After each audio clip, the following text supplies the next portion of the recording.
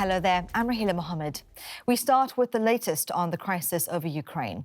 The Kremlin has signaled that it's ready to keep talking to the West, raising hopes that an invasion might not be just days away, as the US has warned. Washington is still sounding the alarm. The State Department says the US also wants to talk, but Russia must make more concessions. We have not seen any tangible, any real sign of de-escalation. We have been consistent that we want to pursue the path of diplomacy. We want to resolve this through dialogue, through diplomacy, through communication. We hope the Russians have a similar willingness. But we've also said that in order for diplomacy and dialogue to succeed, it has to take place in the context of de-escalation. Well, for more on this, I'm joined by Jonathan Katz. He is a senior fellow at the German Marshall Fund of the United States. It's good to have you with us. So we just heard that soundbite, and at the same time, Russia's foreign minister has said that there is a chance to reach an agreement with the West over Ukraine. Is there still room for diplomacy? Yeah, I think there's, and I'm sure this is going to be the message for Chancellor Scholz, tomorrow when he's in Moscow, is there is a path for de-escalation. And I think what you heard from the State Department spokesperson today is that we haven't seen the United States, our European allies, including Germany, have not seen steps yet to de-escalate. So yes, there is room for de-escalation, but at this point, it's a don't trust but verify situation, which is if Russia takes steps, there's really no basis to trust them based on their buildup. But if they do take steps, that can begin the process of de-escalation and move this crisis in a different space than where it is today. When it comes to the bigger picture, what is Putin's endgame anyway?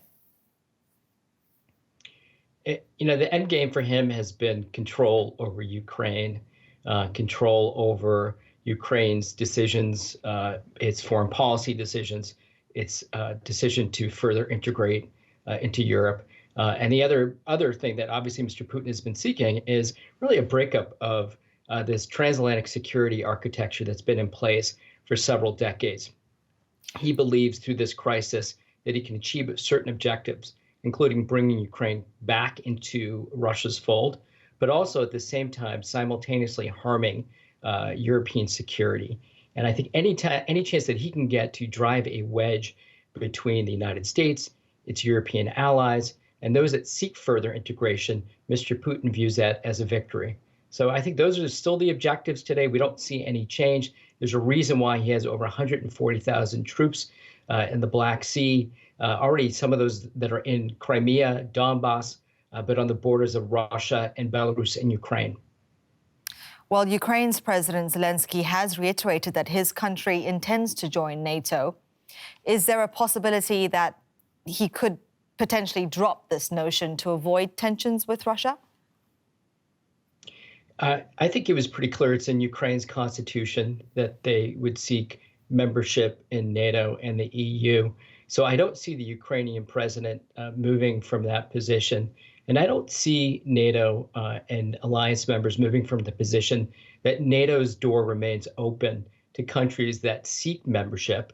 And then it's up to the NATO member states and the alliance to determine if they're ready to enter. So I don't see that happening. But of course, in Kiev, they have a democratically elected president, Mr. Zelensky, and so they get to choose and make their own decisions as well. Now, Germany's chancellor has been criticized for being relatively too low-key. What does he bring to the party at this stage? Yeah, look, there was a very good meeting today that took place between Mr. Zelensky and Chancellor Scholz. Germany has provided a tremendous amount of support for Ukraine since the Maidan, since 2014. I think today what they talked about was macroeconomic support, other type of assistance. But what I also saw was solidarity with Ukraine. Nothing about Ukraine without Ukraine. And when I see Chancellor Scholz speaking and Mr. Macron last week, and then I'm hearing these conversations with President Biden, the transatlantic alliance couldn't be any more together, in step, in unity with this current crisis. And I think that's the type of message that you saw today with Mr. Zelensky and Chancellor Scholz. And I think it's the kind of message you're going to see tomorrow. again, which is for the chancellor with Vladimir Putin, which is, hey, there's an opportunity to de-escalate, but if not, the consequences are massive. And I think that twin message and offer for diplomacy to continue is important, but also the consequences.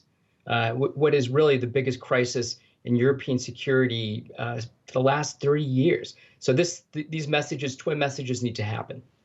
All right. Jonathan Katz from the German Marshall Fund, thank you very much for your analysis. Thank you. Well, as mentioned, the German Chancellor Olaf Scholz is engaging in shuttle diplomacy in a last-ditch attempt to resolve the crisis over Ukraine. He brought a message of solidarity to Kiev, telling President Volodymyr Zelensky that Germany stands firmly behind Ukraine. Scholz's next stop is Moscow and talks with Russian leader Vladimir Putin. Hello, Mr. Chancellor. Nice to meet you. A warm welcome in uncertain times. Chancellor Olaf Scholz's first visit here in Kiev took place amid fears of a Russian invasion, and so the meeting with his Ukrainian counterpart turned into a more than 2-hour-long crisis talk. At the joint press conference afterwards, Zelensky reiterated his country's desire to join NATO, despite Russia's demands for guarantees it would not.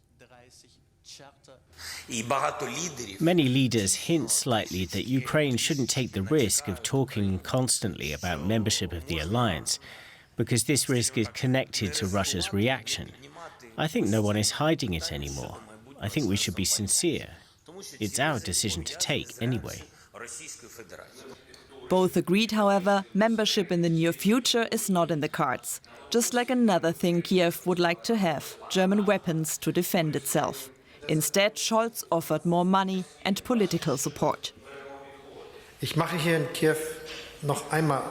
in Kiev, I'm once again making clear Ukraine's sovereignty and territorial integrity are non-negotiable for Germany. Therefore, we expect clear steps from Russia to de-escalate current tensions. The German government is clear that further military aggression against Ukraine would have serious political, economic, and geostrategic consequences for Russia. I will emphasize that tomorrow in Moscow. The West, Scholz added, was ready for serious dialogue with Russia over security matters. For many here in Kiev, however, talk is not enough. They want Scholz to act now. He should sanction Nord Stream 2, so Putin would not be able to blackmail Europe. We understand that for Germany it might be painful because their business, their industry depends on gas supply. But let's think about diversification of gas and oil supply to the European Union. The controversial gas pipeline, however, was something Scholz did not mention yet again. Instead, he called on clear steps from Russia to de-escalate, a claim he'll get a chance to reiterate on Tuesday when he meets Vladimir Putin in Moscow.